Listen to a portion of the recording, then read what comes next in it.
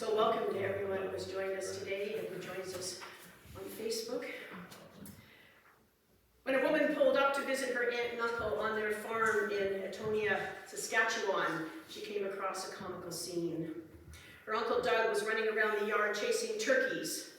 The birds kept jumping up on his dog, and he was always trying to shoo them away with a broom. It was a memory that she would remind her aunt of soon. Doug had died over the winter, and her aunt was grieving. Wilson hoped that sharing a funny story about him would help them both. I loved my Uncle Doug, and I remember he was always smiling and laughing about something, she said. Hopefully my aunt and I will laugh together, and it will be healing. How do we heal?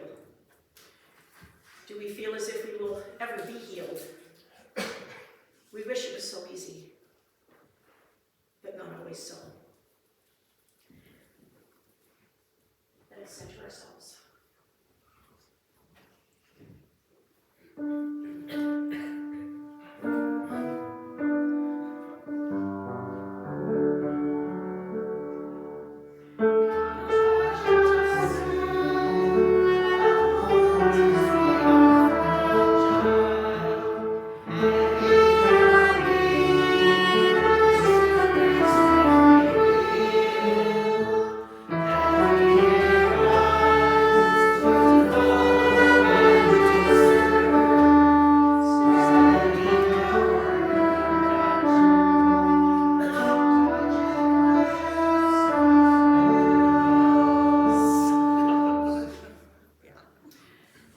Strength is wielding a slingshot in the face of a raging giant. Strength is accepting vulnerability from inside the boat. Strength is standing in solidarity with the powerless. Strength is turning a cheek. Strength is loving an enemy. We come to worship a God who redefines our vision of strength. Let us sing.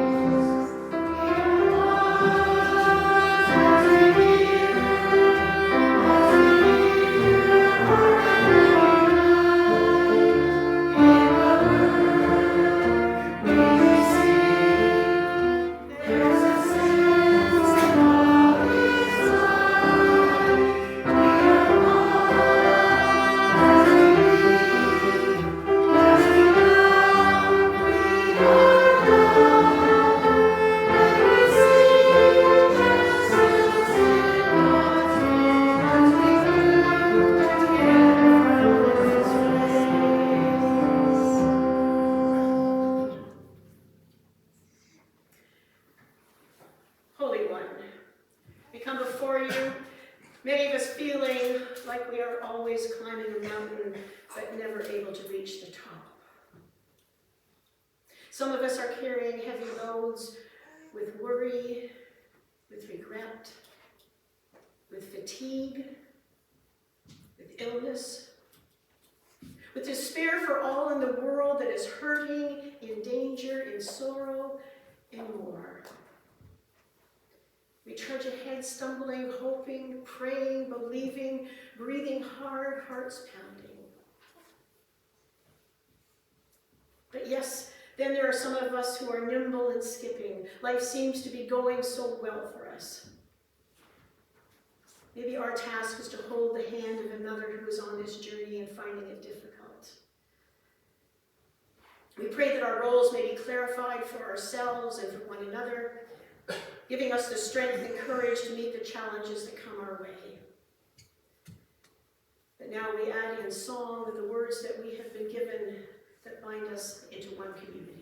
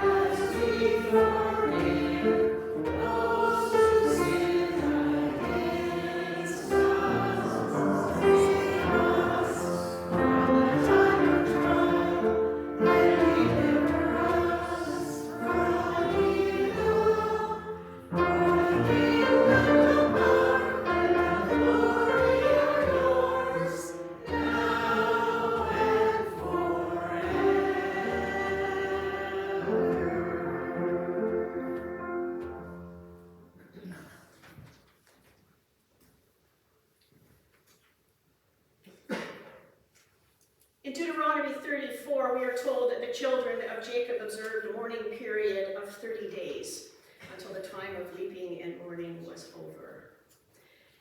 But then we hear in Genesis 50 that the mourning period for a person in a Jewish culture was 7 days. Why the discrepancy? Maybe the more well-known, the greater your reputation, the longer mourning period may have been in common. Moses and Aaron each were honored for a mourning period that lasted for 30 days. The mourning practices could also be elaborate. They may have included the practice of rendering and tearing off one's garments. Hopefully it wasn't your best outfit. The Jewish law requires a person to be buried the same day as his or her death following that 7-day period. There's a special meal of condolence that is provided after the burial. Mourners remain in the house with friends and family during this week. Prayers are offered, readings from the Torah are shared, memorial candles are lit. Traditional grooming stops, as do marital relations and entertainment and regular study. In some cases, mourners wait 30 days before cutting their hair. The Jewish mourning period traditionally featured professional mourners who would play instruments and chant dirges. Rabbinical rules allowed for even the poorest person to have at least 2 flute players provided, along with 1 mourning woman. We were told that when Jesus came to the house of the synagogue ruler whose daughter had just died, he found much more than the minimum number of mourners. It said that there was a commotion with people crying and wailing loudly. Mourning sometimes included shaving one's head or putting ashes and dust on their heads. These actions communicated to everyone that the person was in this mourning time. These traditional rules or rituals were spelled out for the Jewish people, and some are still followed today. Do we have rules, or at least expectations to be followed when we enter a time of grieving? While we think on this, let us sing of how sometimes grief can overwhelm us.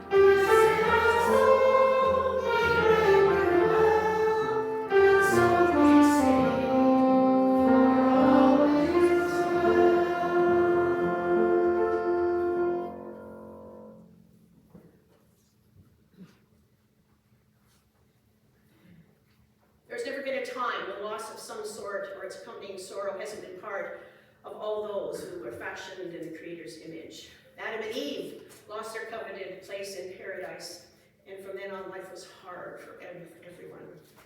And grief and sadness was never far away. In Psalm 34, in these two verses, 17 and 18, we are asked, is anyone crying for help? Well, God is listening, ready to rescue you. If your heart is broken, you'll find God right there. If you're kicked in the gut, God will help you catch your breath. We're told that Jesus was a man of sorrows and acquainted with grief. Just like us, he experienced loss. We're told that he wept 3 times in Scripture. Each is near the end of his life, and they reveal so much about what mattered to him. The one that we remember most is when his friend Lazarus died, and we're told that he wept. We're also told that Mary stood weeping close to the tomb. I wonder if she was that mourning woman that the official role was given to. And yet, despite all these examples, we must surely take for gospel truth the assurance in Revelations 21 that God will wipe away every tear from their eyes. There will be no more death or mourning or crying or pain. Sadly, we aren't there yet. We still go through some kind of grieving process when we experience a loss, especially of someone we love. Sometimes it's a process we are unsure of, what it looks like, how long it lasts, how to cope.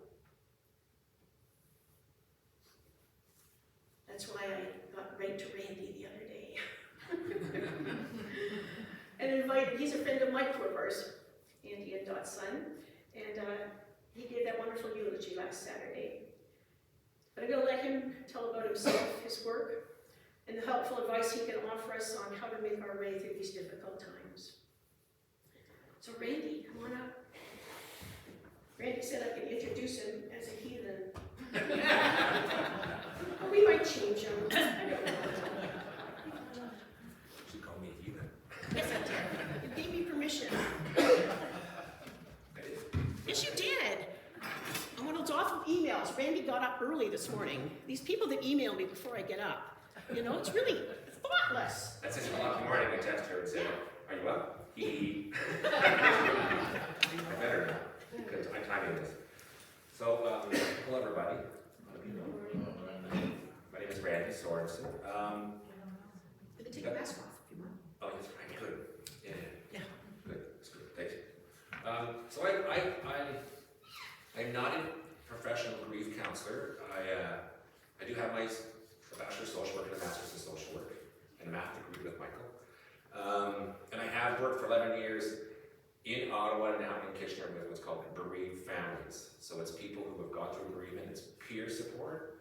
So we've all gone through a major death, and then we help other people go through their deaths. And we do one-to-one stuff, and we also do a lot of support groups. So mainly what I do is I facilitate and run support groups.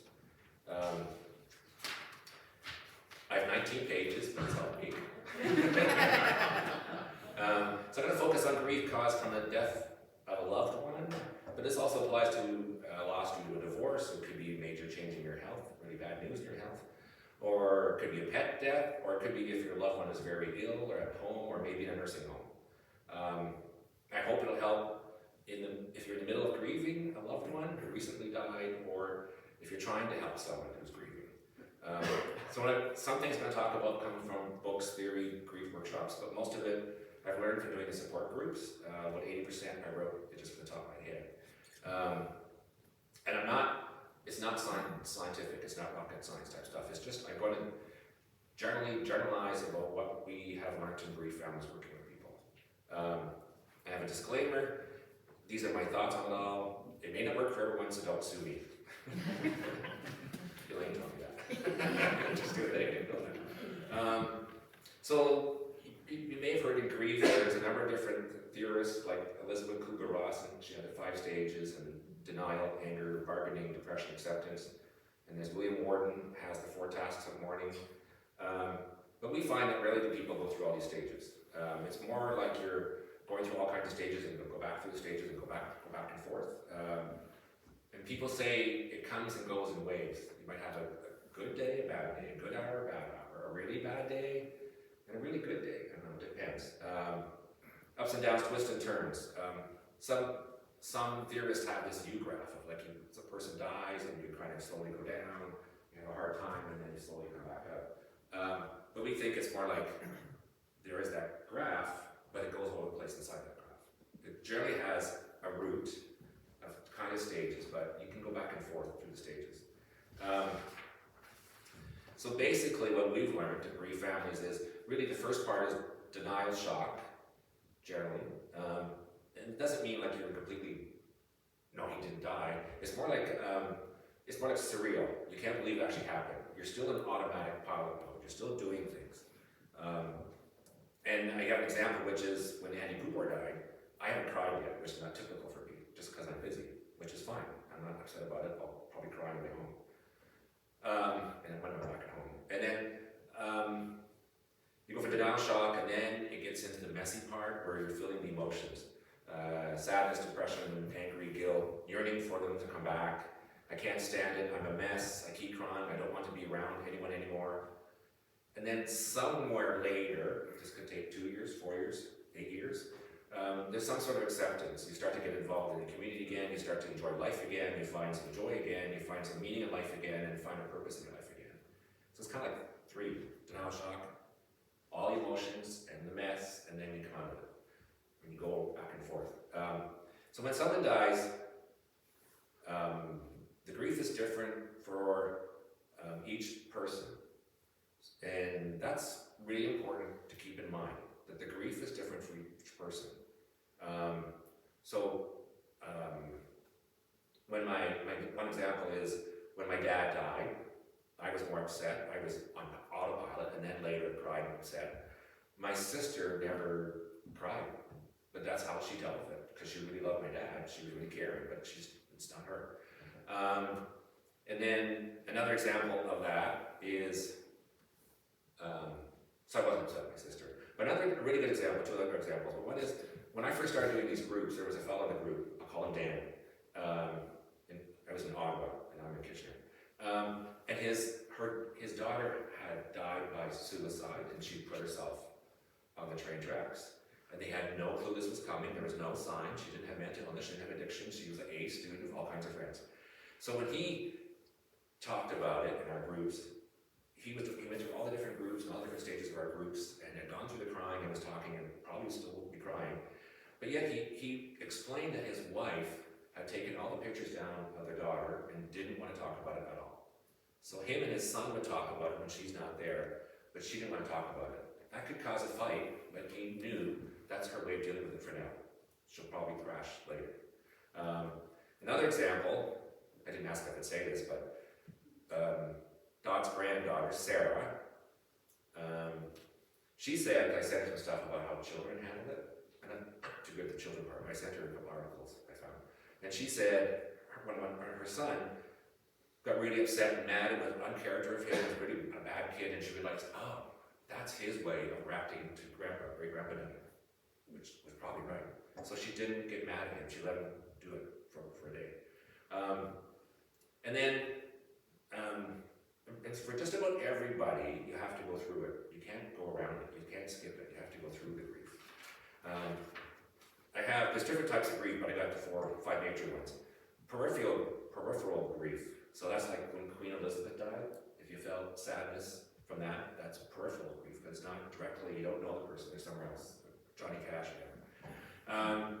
There's disenfranchised grief, stigmatized grief. So that's like someone dies from addiction to overdose, or someone dies from a suicide, or there's a murder. People don't know how to react to it. People don't know what to say to the person. Some people think maybe, well, they were like not that great guy, they like them anyways. So no one wants to talk to them about it. So that's disenfranchised. There's complicated grief. So that's where the person dies, there's a lot of unresolved issues still. So there could be abuse from before. That could be maybe the father died and he abused his daughter. I've heard that a few times. Or major issues or other major fights that just haven't been resolved yet. And so you're not ready for the person to die because you never did resolve these issues. There's multiple losses. It's another type of grief. So you have 2 or 3 or more major deaths in 1 year. Or a recent major death can bring up the grief of a death from many years ago. And I just heard that today, that it could even be your parents have died and then your dog dies. You haven't really well worked through the parents' death, and then the dog dies, and then all the grief comes up. And it's from the parents having died, it's the dog gets it going. And that, an example I have here is, this is a woman that was in one of our groups. Her dad had just died, and she said, I realized, so she's coming to the groups for her father, and she said, I realized I never grieved the death of my mother 12 years ago. I guess I was just too busy taking care of my kids, and that happens quite often. That leads me to the fifth one, which is called anticipatory grief, which a lot of people go through. So anticipatory grief is what it says, basically. You're expecting the person to die. You know they're going to die at some point in the next 6 months, next couple of years. It's terminal. So you know that the loved one will die soon, in a year or more. So I knew that when I took care of my father. I moved back up here for a few years, back 12 years ago, whatever, and took care of my father in North Cobalt until he died. I knew he was going to die, so I knew that. So it's kind of like I knew he was going to die, so then when you're anticipatory, you kind of like go through half the grief in advance. And you think when they die, you're going to be like, oh, okay, well, I know that's coming, so I'm going to be okay for it. But when they actually die, you're just as shocked almost as if you didn't know they were going to die. You go through all that death and grief again. Except that when you go through the messy part of all the emotions, then usually, not always, all this, there's no science here, it's just general. Usually, you go through about half of it afterwards, after the death. It's faster after the death, because you weren't even expecting it. It's hard at first, but you get through it quicker, generally. And some things you may experience, we call them the symptoms of grief. Most people, not all, go on autopilot to about a week or a few months after the person dies. They're busy, not really feeling it too much. They could be feeling it some, and tearing up different times, but not really feeling it too much yet. And then later, they begin to crash. And they're very sad, they're very depressed, they're withdrawn, there's not much laughter for them right now. You see them staring out, not part of the conversation. And that's part of that whole messy part of getting through the grief. It's sadness, depression, and the stress of all that can really take a kick on your body's health system too. Just like stress does, grief is a stressor too. So your health system, your health may go down a bit. And it could be something like cancer, it could be real, or it could be like real, or it could be it's your grief, so you're feeling worse for a while. And they found that tears, when you cry and you're happy crying, they've found on the science that your tears are fine, there's no toxins, it's just normal crying because it's a happy cry. But when you're crying from sadness or stress, there's toxins in the tears. So then they deduce, okay, then you're getting rid of toxins when you're crying, so I guess it's a good thing to cry. There's more proof, I guess, it's a good thing to cry. You can also experience physical pain and you think something's wrong, but it could be just the grief is causing physical pain. You could be like exhausted every day, you can't sleep, you sleep too much, you don't want to be around anyone, you always want to be with people, you have no appetite, you're always eating, you have weight gain, you have weight loss. You can't focus, you get things all mixed up. You dream of the deceased. This could be later or right at the beginning. You start dreaming of the deceased, which is fine. That's normal. You could be preoccupied at some point talking about the deceased and thinking about them all the time. You could sometimes have a sense that the deceased presence is around. And who's to say they're not? I don't know. I'm agnostic. You can have auditory or visual hallucinations. You actually think you see them sometimes, and who knows if it's real or not. There could be like normal signs of going through, normal signs of going through grief. You're not, people sometimes ask that they're crazy. They're not crazy, it's probably just grief. Your life circumstances may change after someone dies. So it could be that your finances have increased a lot. It could be like, who does the cooking? Who did the cooking before? Who took care of the finances before? Who took care of getting the car fixed before? Who took care of the home before? Both parents die, now I feel like an orphan. Is my generation next in line to die? I used to say I had 4 kids. Now what do I say? That's an example of what you can go through. I can answer that question.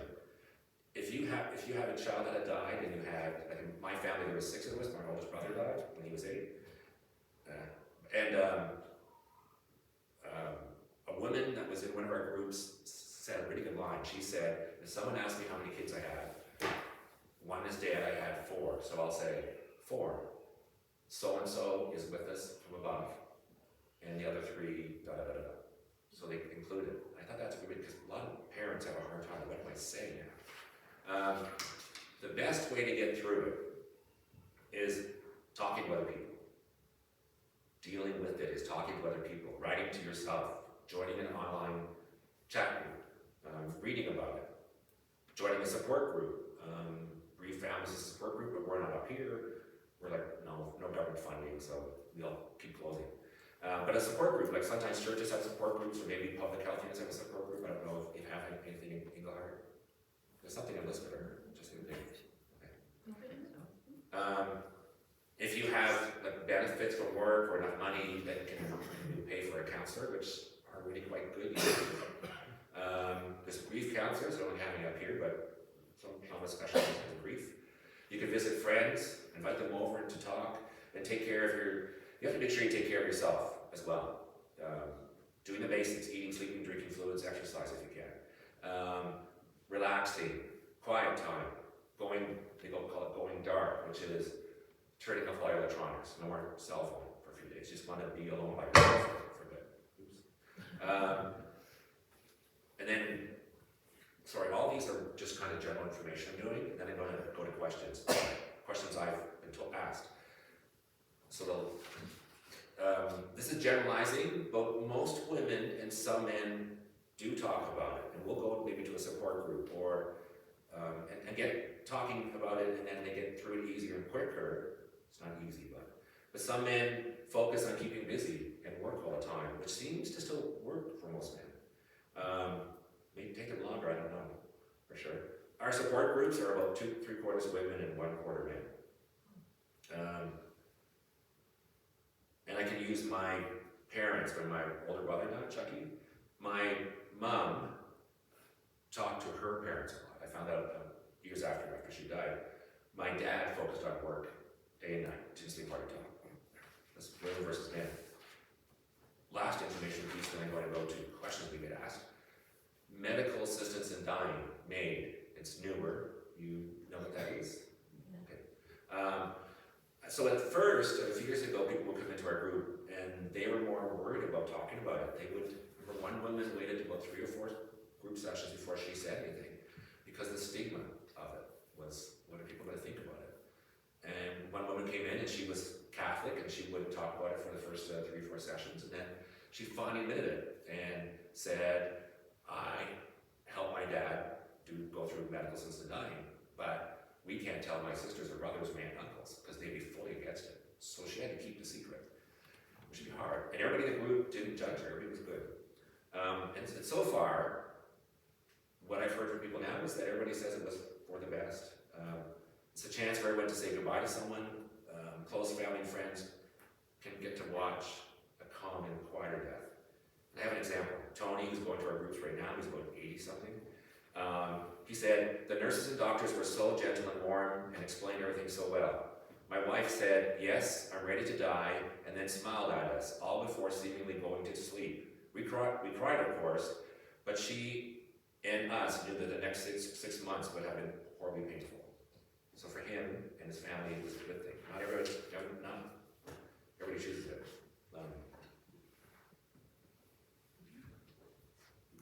Questions that people tend to ask us. I wrote a whole bunch down, but I cut a bunch out. So, how long does this take?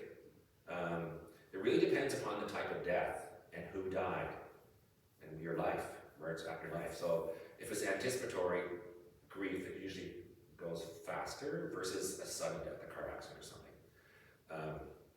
or a suicide. It also depends on, this is just generalized, this is what we found.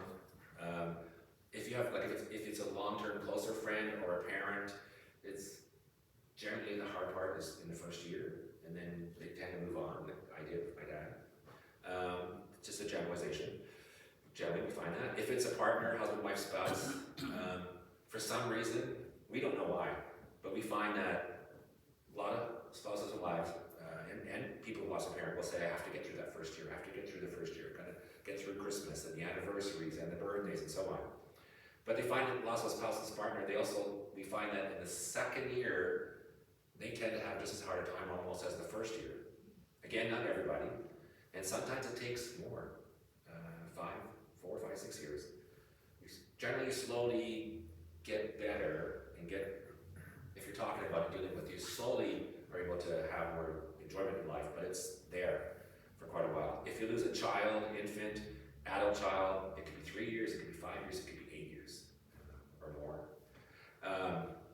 A suicide or an overdose is usually like a double whammy, whether it's a parent or a sibling or a partner or a child, because the suicide generally takes about double the amount of time and have usually double the hardness of going through it. And that's because the what ifs and the guilty feelings and then the anger that they actually did it and the stigma that's involved, because a lot of times they say that no one can relate to us and they really have no clue what to say. Suicide is scary. Some people it's against their religion, and some people think like, well, the drug he used, his own fault, he was high on drugs all the time. But for the people caring for them and their family, they're still having a really hard time. It also depends upon many other personal factors in your life, like the amount of support you get. So we've had people say like they moved to Ottawa, they moved to Kitchener, or maybe Englehart, so they don't really know that many people, and all of a sudden their husband or wife dies.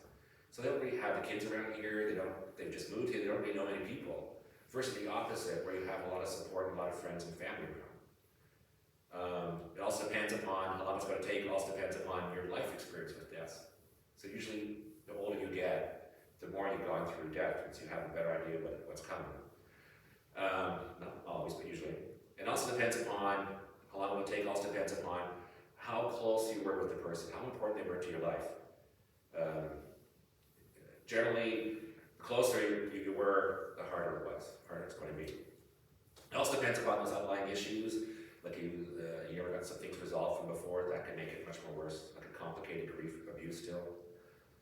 And it's also, there's no real time limit on grief or your tears. It comes and goes, and then dealing with it and talking about it is usually the best. Is there hope? I was asked that once. I did a group, it's a general group, people walk in, and I had 5 sets of parents who lost a kid. And then that's all it was like, oh my God, what do I do? I don't have kids. That was hard. But is there hope? And they asked, is there hope? Will I find joy again? Will I get back to normal? When and how do I find closure? And so, yes, usually you get back to hope and joy. You'll get back to what's called a new normal. It's not going to be the same, but a new normal. It doesn't mean that you'll not find happiness and good times in life. You probably will find that later, or maybe even right now some. Oh yeah, and normal, I know, is a switch on a washer. That's sort of slang. You can use that. Generally, if you deal with it, talk about it, you'll get through it, but it doesn't go away. And so someone else said this, she felt like it was a scar that had kind of healed, and she felt better, but sometimes it's wide open. And that wide open scar can be there for like a few hours, it could be there for a few days, it could be there for a month, it could be there for a few weeks, it just depends. But it can come back. And we find that usually closure, which is like a social type term, never really happens. I word it as, and it's more like different levels of acceptance. So when the person first dies, in the first few weeks, you might be in denial, shock, and an autopilot, but you still know the person has died, and you recognize they've died, and they're not here anymore, so it's like one level of acceptance. And then you get into the messy part, all the emotions. And that could be like, in a way, another level of acceptance, because now you're going to that part. And then, later on, you start enjoying life again, and that could be another level of acceptance. But there's really there could be closure, but sometimes there's no real closure. That wound will open up sometimes. How do I handle people's seemingly tactless statements? I've got some examples here. I have heard these. You can always have another baby. You can always have another kid. There are plenty of fish in the sea. Everything happens for a reason. They are in a better place, which could be fine to say.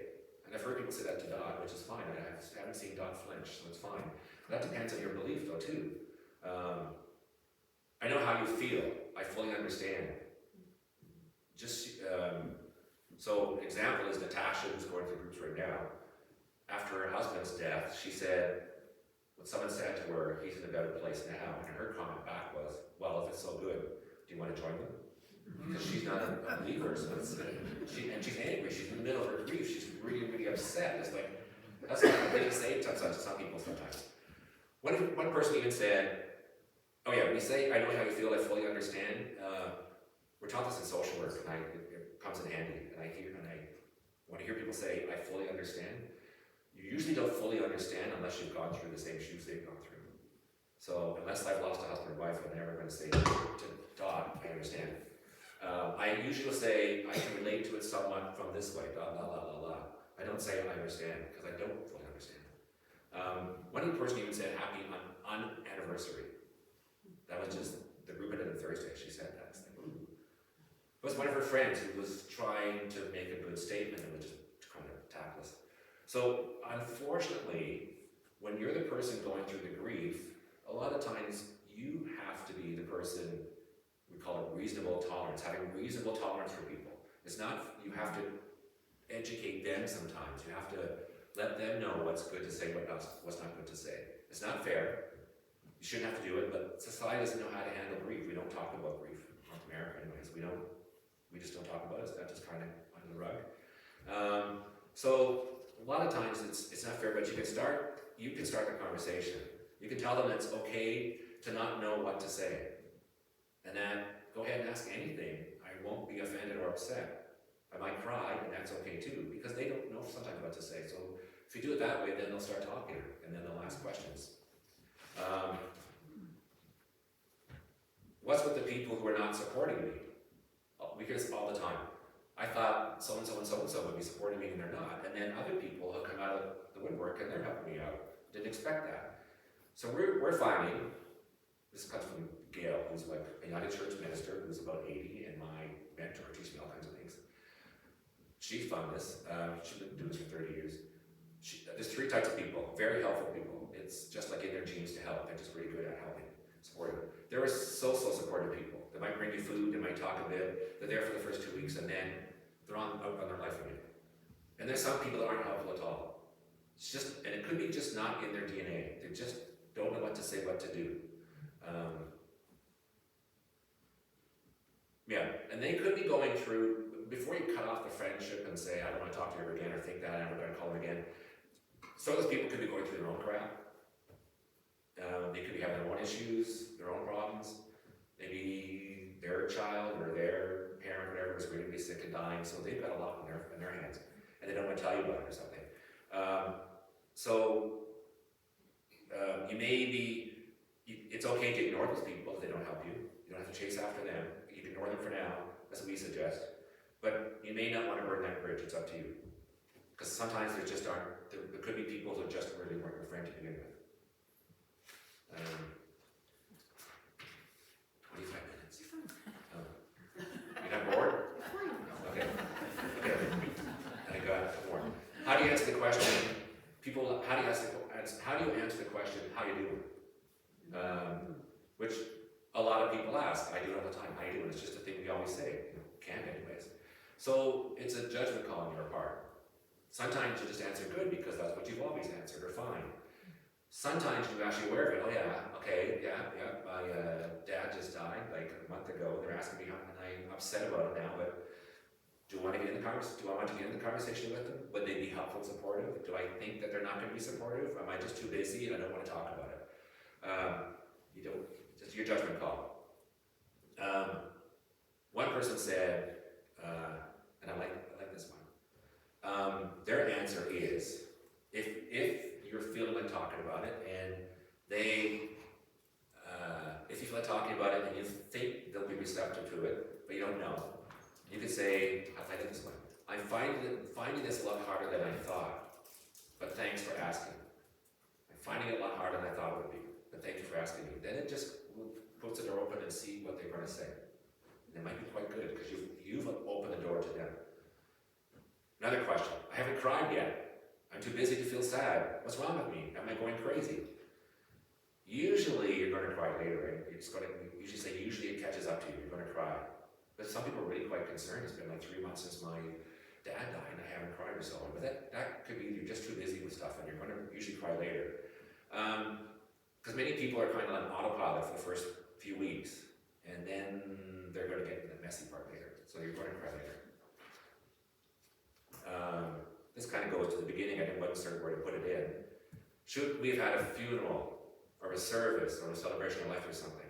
And when I was back up here to take care of my dad, and I see it on the cities too, a lot of times they say, no service, please pass donations to the Heart and Stroke Foundation. But at grief families, we think, and a lot of like grief counselors and other counselors, and maybe Elaine too, we think that well, people don't want to bother somebody else, or maybe they don't have the money to pay for the funeral, because they do cost money. But we do find that some kind of ritual, some kind of memorial, something for those mourning are best for the people who are mourning. The family gives a chance for the family and friends to get together and talk and say how much I miss the person and what they meant to me, and it's good for the people in mourning. If you are tight on dollars, it doesn't have to be the funeral home. It could be your home or a brother, sister's home, or whatever. It could be someone else's place. And it's very important. It's a very important way to start the healing for those who are close to the person who died. This is not actually a question we get, but I thought I'd throw it into here. People kind of ask it, will my faith help me? And we find it does for almost everybody. When we do bereaved families, it's not like AA, where God has to be part of it, higher power, usually.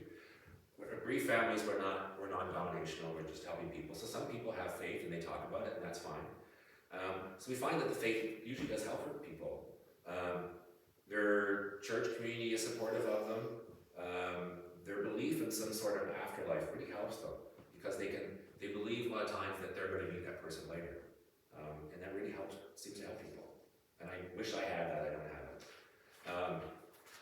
People have asked, I'm mad at God. Will it ever go away? And this is also a normal reaction for a lot of people. Seems to be more especially for loss of child or really, really hard loss.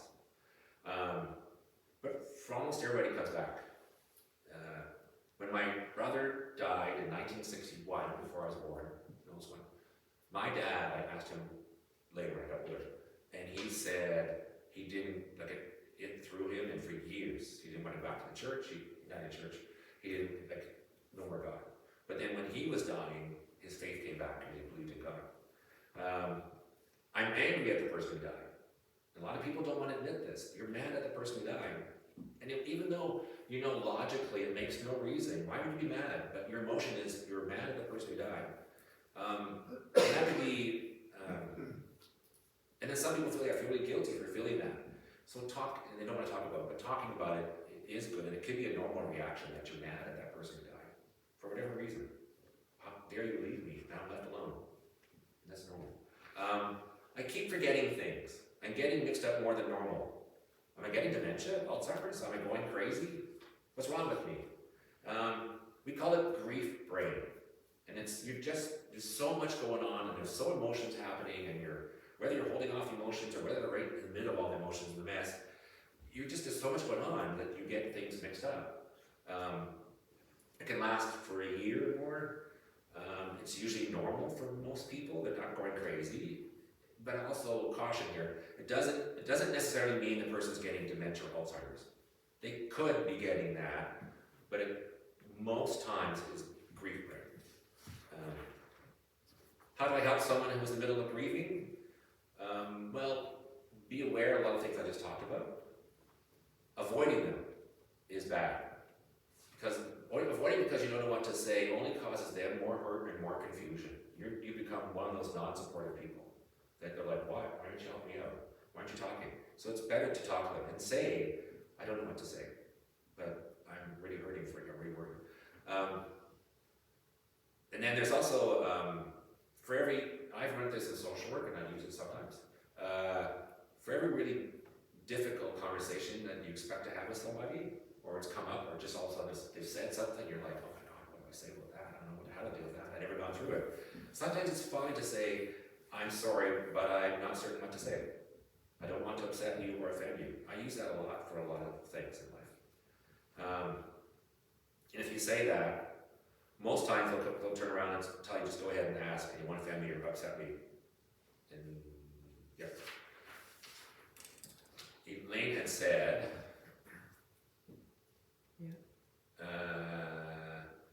I have your part. Now, how to but she said most of you are retired. That's not an issue. But in case, maybe it's one of your kids want to go back to work. If some people have to right away, they have no choice. They're back, they need the money, they can't afford it. But it's better if you can wait or ease yourself back into it. If you go back to work, or when you do go back to work, it's good to let your boss know that they don't know that that person died, and you may be hurting sometimes, and you may be not at your best, you may be edgier, you can't focus on work as well, you can't get as much done as you normally do. And comments can set you off, and you need to cry, and that's okay, but let your boss know that so that they know what's going on. Sometimes people find grieving time at work, so they'll find a room or the bathroom, the stall or something, and go, okay, I'm gonna go in there and I'm gonna cry for a bit because it's bothering me too much. Just get out, cry, get it out, because then the emotions of getting it out then will help you to get through the day a bit better, more focused. If your boss has just lost someone they loved, then be aware that they might be edgier or angry or shorter patience, not like their own personality. And don't take it personally because it's what they're going through. They're having a rough time too. And that's what I have. Then I have questions from the congregation. If you have questions, I'll try to answer. I'll give it my best shot. I'm going to leave with something. Go.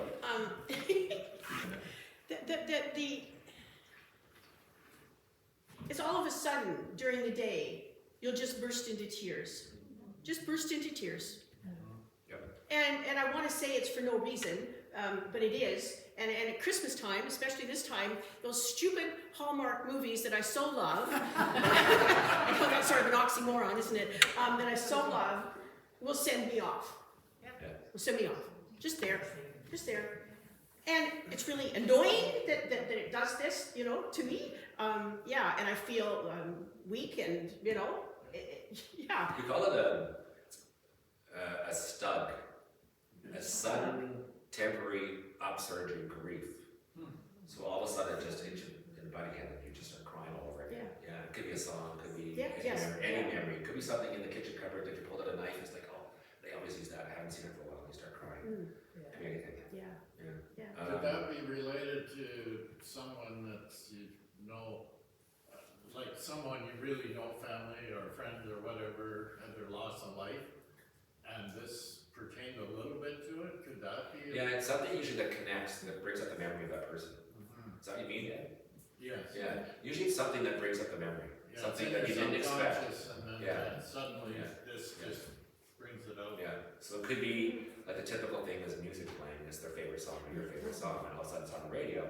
But it could be something really small, like the knife in the cupboard that was their favorite kitchen knife that you always use. It's like, oh, and then you start crying. Holidays, Christmas coming up is hard, especially the first couple of years.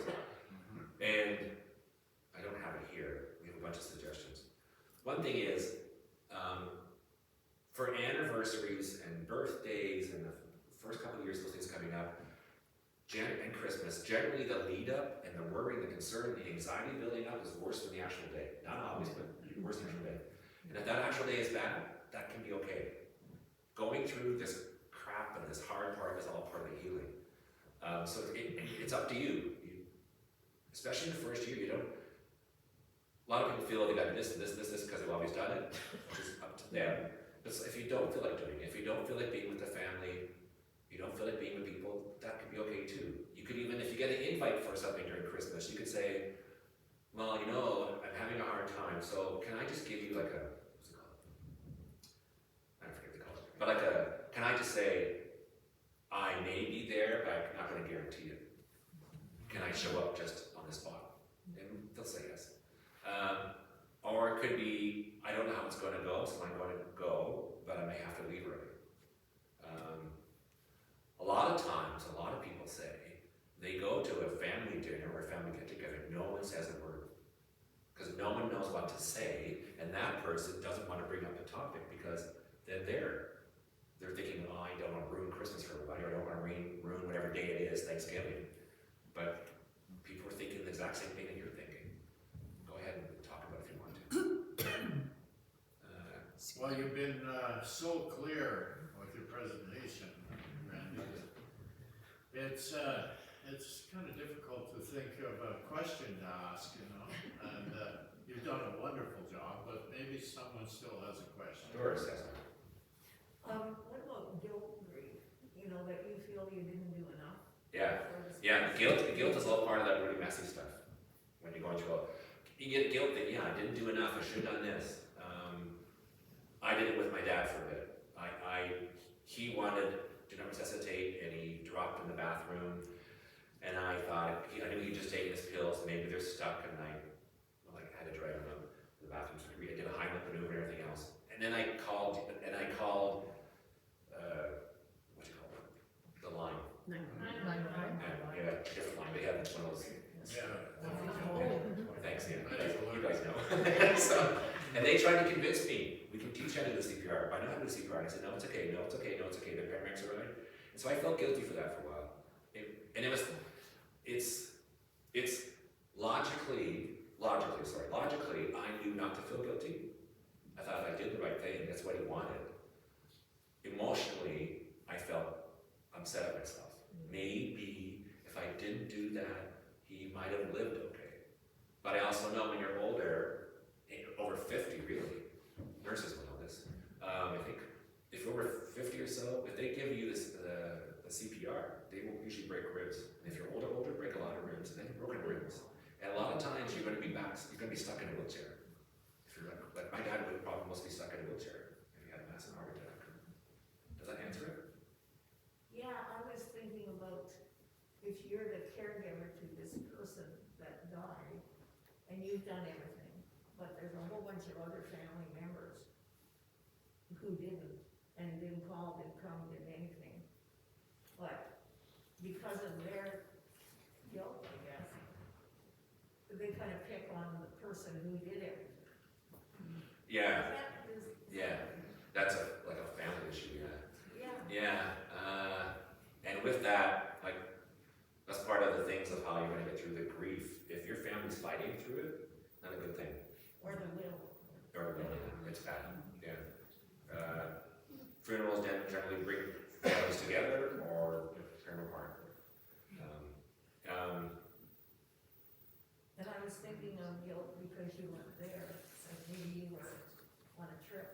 Yeah.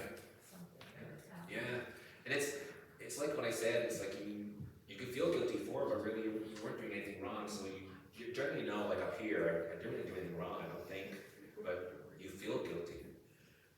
Especially People make you feel. say again. People make you feel guilty. Yeah. I find the people who are the main caregiver usually don't get that from people, that why didn't you do more? Because they're the main caregiver. It could be the other way around.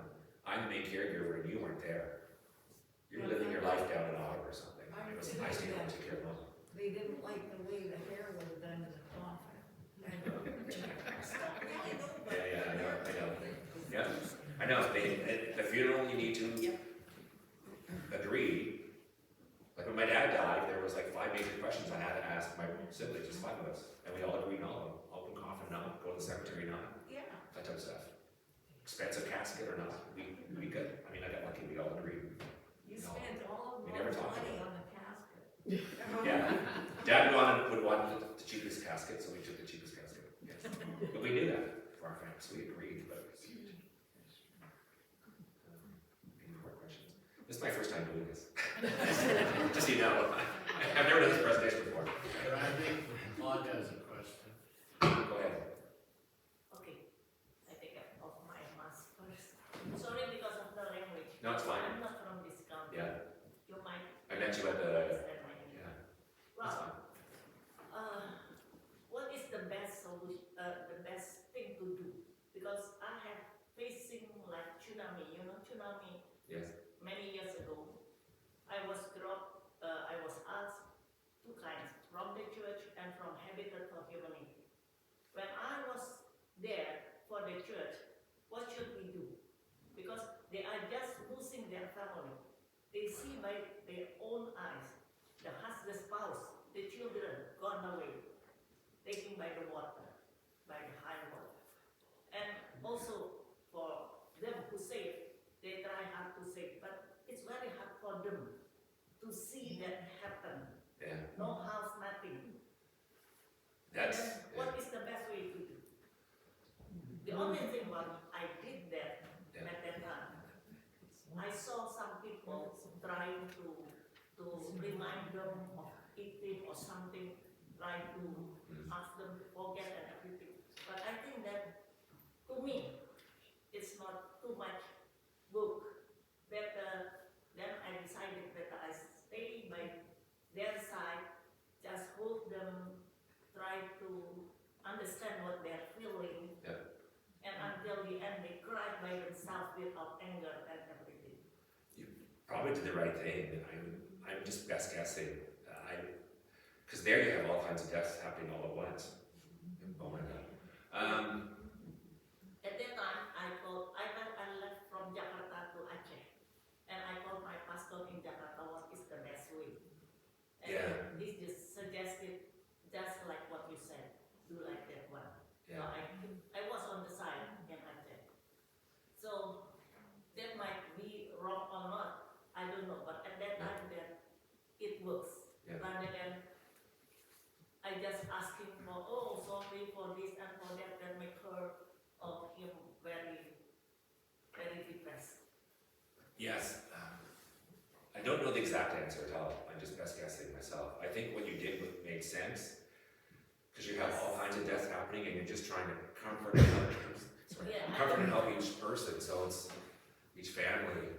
That'd be really hard. he doesn't have any family because all gone by by the tsunami. Yeah. So the only thing, I think at that time, so I told my pastor in Jakarta, I think it's only just keep quiet next to them, next to the one that I have to help. Yeah.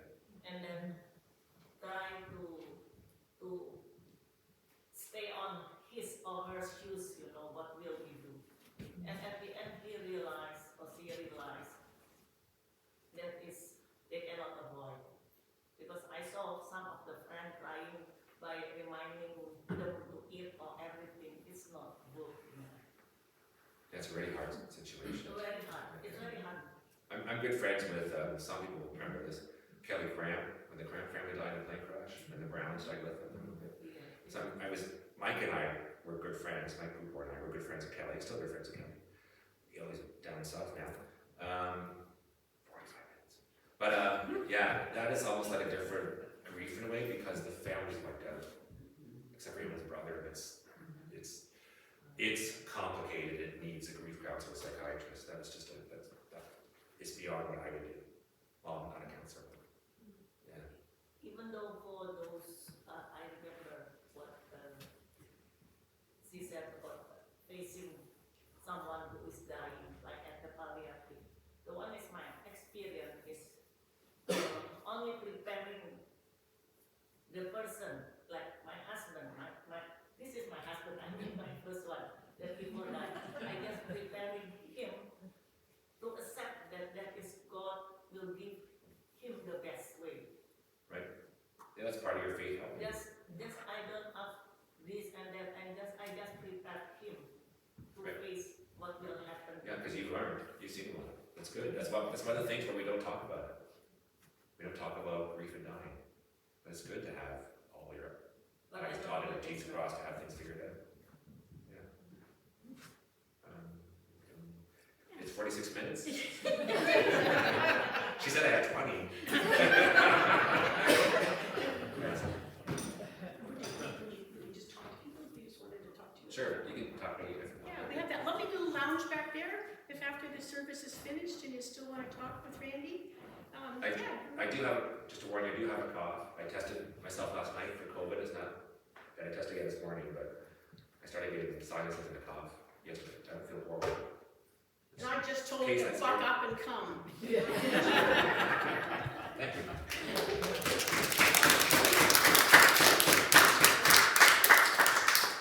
Let's just take a moment in song, just think on these things.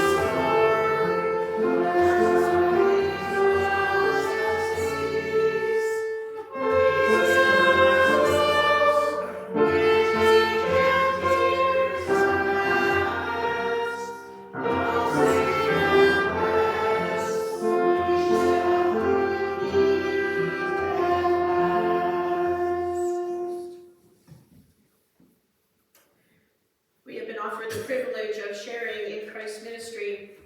So with our collected gifts, may our hearts and spirits overflow with generosity as we give both for the ministries of this church and for the sharing and mission and service funds. And so we now ask for a blessing on them in both song and prayer.